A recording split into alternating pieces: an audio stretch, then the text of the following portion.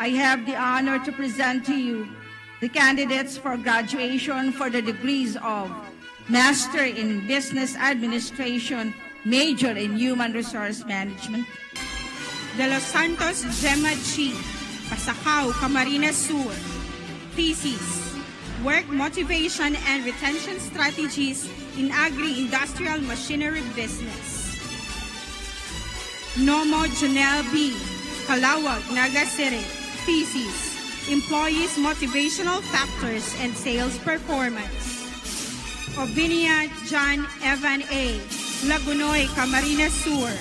Thesis: Corporate Economic Performance and Employees' Attrition. Basis for Developing Retention Success Program. Relayo Evelyn B.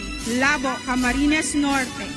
Thesis: Award System for Secondary School Teaching Personnel. Influence on their work performance and job satisfaction. Master in Public Administration. Gonzales Salve A. Pacol, Naga City. Thesis: Effects of COVID-19 pandemic on the nutritional status of Bicol Medical Center frontliners.